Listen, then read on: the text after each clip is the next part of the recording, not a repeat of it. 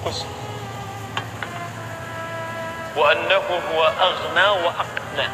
Dialah Allah yang telah menjadikan seseorang itu kaya atau cukup. Ya, lawannya cukup atau cukup.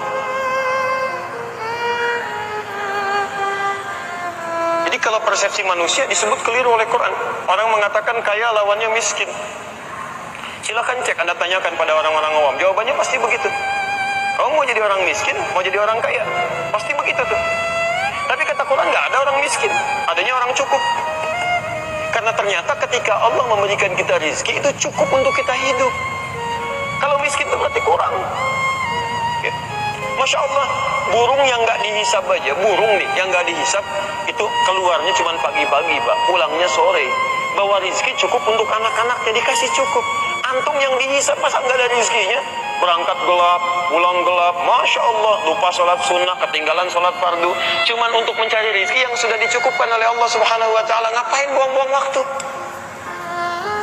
Ini poinnya di sini yang harus kita pahamkan, bahwa tidak mungkin ada orang diberikan oleh Allah kehidupan, maaf, kalau tidak dicukupkan rizkinya pasti cukup. Cukup.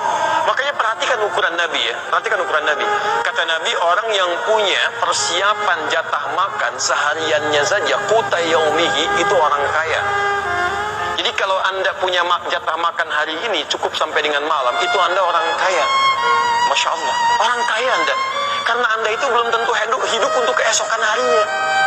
Anda itu diberikan oleh Allah kehidupan hari ini untuk beribadah di hari ini, bukan untuk besok.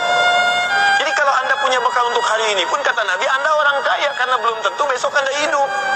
Ini ada orang nyari rezeki, Masya Allah, persiapan untuk 10 tahun ke depan, 15 tahun ke depan, besok aja belum tentu hidup.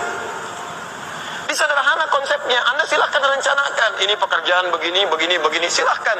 Tapi jangan sampai berlebihan dalam merencanakan pekerjaan untuk mendapatkan rezeki yang sudah Allah atur, sehingga meninggalkan kepentingan prioritas Anda untuk ibadah pada Allah Subhanahu Wa Taala. Kalau konsep ini sudah datang, hidupnya tenang. Yang dituntut oleh Allah pada Anda bukan untuk mendapatkan rezeki sebanyak-banyaknya. Yang dituntut cuma ikhtiar. Ayo bekerja. Nanti kalau rezeki Anda banyak, masuk pada kategori kaya, dengan Anda ikhtiar ini walaupun sedikit atau sedikit kerja keras, Masya Allah, turun banyak tuh. Bahasa manusianya, Alhamdulillah dapat rezeki nih, kayaknya gampang proyek. Barangkali Anda ditetapkan oleh Allah masuk golongan yang ini. Tapi ada orang yang tidak sedikit, lamar sini, tolak lagi, usaha, susah lagi. Masya Allah, aduh saya ditolak terus ya, miskin saya, tapi masih hidup juga. Anda masih hidup juga tuh. Kalau Anda meninggal, Masya Allah, dalam keadaan Anda sekarat, tidak dapat apa-apa macam-macam, misalnya kehabisan rezeki, itu mustahil. Bahkan saking sayangnya Allah, kalau ada orang merasa miskin, Allah kasih zakat, supaya jadi nggak miskin, supaya cukup. Allah kasih zakat. Quran surah 9 ayat 60. Innamas shadaqatu lil fuqara wal masakin. Kamu merasa miskin, saya kasih zakat supaya cukup ya. Ya Allah, nggak cukup juga ya Allah, saya kasih infak ya. Quran surah kedua ayat 215. Posisi paling kanan sebelah pojok di bawah. Yas'alunaka madza yunfiqun. Mereka bertanya tentang infak, apa yang harus diinfakkan. Kata Allah, qul ma anfaqtu min khair. Katakan kalau mau infak yang bagus-bagus. Pada siapa ya Allah? Lil walidain, pada orang tua. Wal aqrabin, kerabat terdekat. Wal yatama, pada anak yatim. Wal masakin, pada orang-orang miskin. Wabnis sabil, dan orang-orang yang terhambat di perjalanan. Orang miskin dapat infak lagi. Ini saya kasih infak, kata Allah, supaya kamu cukup. Ya Allah, masih kurang juga, dikasih sedekah. Masya Allah, sedekah. Ya, di Quran ditemukan banyak sekali. Quran surah kedua 261, 262, 263. Itu banyak diberikan sedekah. Nah, Anda diberikan zakat belum cukup, diberikan infak belum cukup, sedekah belum cukup. Anda mesti dikasih apa lagi supaya nggak miskin lagi? Kecuali memang Anda inginnya miskin.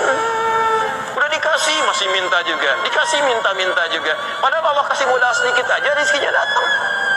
Silahkan tuh lihat yang di luar-luar itu, ya, pinggiran jalan, modalnya cuma peluit Pak, datang 2.000, gitu kan, atur, kelihatannya nggak capek hidupnya. Orang kepanas-panasan, rezekinya datang.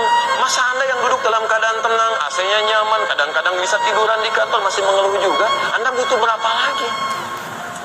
Yang bikin nggak cukup itu perasaan Anda yang terdominasi oleh nafsu. Inilah pentingnya kajian tazkiyatun nafs.